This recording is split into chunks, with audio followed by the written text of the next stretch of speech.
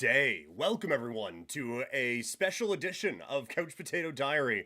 My name is Peter Klein. Thank you very much for hanging out as the Toronto Blue Jays make one of the biggest splashes of the offseason, probably the biggest splash of the offseason so far, as they have signed Dylan Cease to a contract.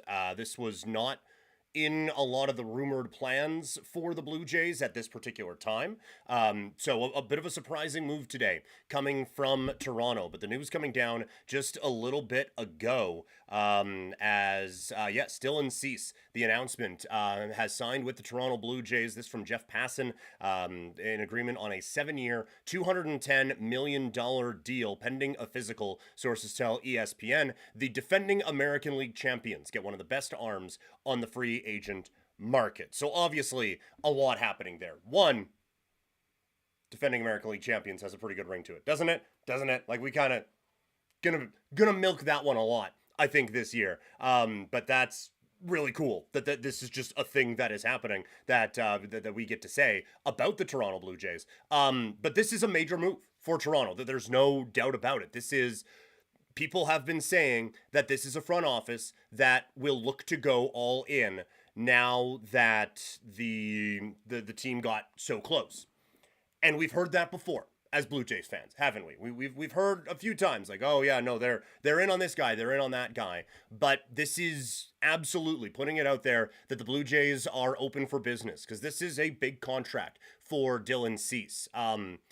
Seeing a few people saying overpay and things like that. ESPN's projection had it at 5 years at around, I think it was like 140-ish. It was $29 million AAV, so I guess that would be 145, I guess, right?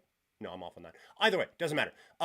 They had it around $29 million AAV at 5 years. I'm sorry that I can't do that math on the fly. But so this is more years at just a little bit extra term. So, or a little bit extra dollar amount. So I guess maybe a touch of an overpay, but this is what you do when you are in your championship window, is you go out and you try to just get the best players that you can. And Toronto is certainly doing that with Dylan Cease. For those who are unfamiliar, the stats here from Fangraphs, for those watching on the live stream, or I guess watching the video after the fact. Last season with the Padres, 8-12. We don't love that. 168 innings pitched, been 11.52 K per 9. The ERA right around 4.55, but the FIP and XFIP right at 3.56. Kind of in line where a few other of those are throughout his career. We see BABIP-wise maybe a little bit more on the unlucky side. And if that can kind of normalize again with one of the better defensive teams in baseball, with a guy who can strike out dudes at that type of a rate, it's, to me, that's the type of a player that you bet on. Those are the types of numbers that you try to just kind of lock in with a starting rotation and with a defense like Toronto has. So I'm excited about the move. I really am, for the Blue Jays. For the people who are crying overpay and everything like that, I want to, especially in baseball, I want to be abundantly clear with this. I don't give a fuck. It's money. Like, salary cap next year might be a problem if that's something that actually gets implemented. But for now, I could give a fuck if you're spending too much money on a starting pitcher. I want the Blue Jays to win, and this is a win now move. It is a move that makes them better than they were 3 hours ago before they made this signing. It gives you just a solid rotation now, with beyond solid. This is one of the best rotations in baseball now, with Gausman at the top. And we can quibble about order or anything like that, but Gausman, Yasavage, Bieber, Cease, and Jose Barrios. I am still a little skeptical as to whether Barrios will start the season as a Toronto Blue Jay. His absence was noted from all of the things that were happening around the Jays and that playoff run, when there were a number of other injured players who were hanging around. And Barrios obviously did not take kindly to being demoted to the bullpen at the back part of the season. So I wonder about that relationship going forward. But this is one of the best rotations in baseball now. Obviously, when you look at what the Dodgers can throw out there with Yamamoto and Snell and Glasnow and Ohtani and all of those cats, that's really good as well. But looking at the American League, I don't think you can compete with that. Cole coming back for the Yankees with Rodon, but you're kind of hoping for best case scenario out of him. Fried, hoping for, again, like Yankees have a very good rotation. I don't want to get, you know, it's not like the Blue Jays are head and shoulders above everybody, but you 1 through 5, that's one of the best rotations, maybe the best rotation in the American League. It moves Lauer into a bit of a long relief spot start sort of a thing, and gives you another lefty option out of the bullpen where he was very solid, at least in the 18 innings game for the Blue Jays in the World Series. So I love this move for Toronto. This is, again, like Passan says in the tweet, it's one of the best arms that's available. And now every single night, barring injury, of course, but every single night, you are going out there with a starting pitcher who you would feel comfortable in any playoff setting, you know? And like we were, when the playoffs were going on with the Blue Jays, Scherzer was great. We weren't exactly confident about that, you know? Like the game, what was it, game three? Game four of the American League Division Series, the Blue Jays were going with a bullpen game. That's where this rotate. Like I get, like Scherzer came on and he was great and all of that, but Toronto had 3 starters that they trusted, and then a 4th that they really hoped, and it worked in a couple of instances, right? But now, like you look at that rotation. Let me just pull it up again for those watching live or watching the video after. Barrios, I understand it wasn't great last year, but when all 5 of these guys are at their best, I trust all of them in a playoff game.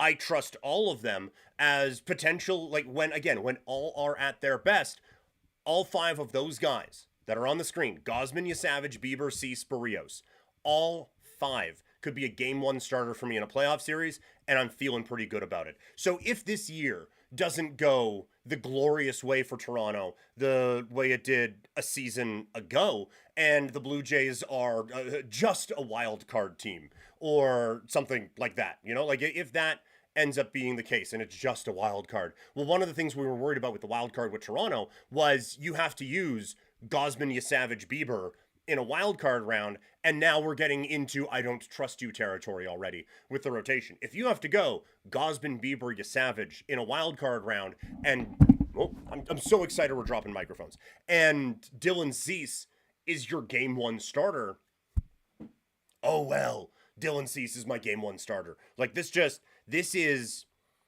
a fantastic move for Toronto. Is it a touch of an overpay? Probably. Is that going to be every free agent contract in baseball? Yeah, it absolutely is. When you just stick to projections and when you just stick to, well, this guy, the math says that this guy is worth this, so we're only going to pay this. That's a great way of coming in second on every free agent that you go after. The Blue Jays are in their window. And so to me, this is a win now move. If they win the World Series next year, this contract, frame it in gold and put it up around the Rogers Center. Who cares? This team is ready to win a championship. And this is showing everyone that, hey, we're not going away. We're not going to be a one-hit wonder here. And another aspect of this is I think Pete Walker, I know there have been some criticisms of him, but Pete Walker gets a lot out of guys with this level of talent, right? When you look at Robbie Ray, how much he got out of a guy like Steven Matz. He has Gausman now on the best stretch of his career. And looking at this with Cease, this feels like the type of guy that Pete Walker can absolutely get the most out of for Toronto. So I cannot stress this part enough. I love this move for Toronto to have that rotation set up in that way. Absolutely fantastic work for Toronto. That rotation is dangerous. Now, this is the nature of the beast, but it is not simply, okay, we got Dylan Cease. Done.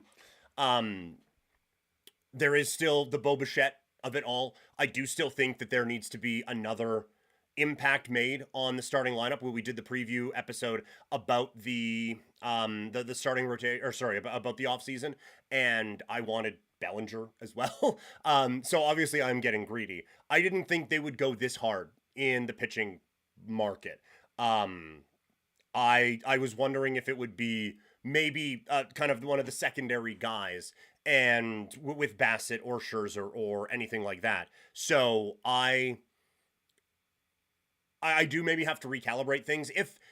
If getting Cease means no Bichette or Bellinger or something like that, then I start to have some concerns about the overpay and everything there. But if you are still able to bring in an impact bat, whether it is Bo or it's not him and it's Bellinger or something along those lines, then this becomes again. If you don't get one, it sucks. If you do, then a fantastic offseason for Toronto. I still don't want them to spend too much in the bullpen market. I kind of thought they'd address, honestly, the pitching rotation via trade.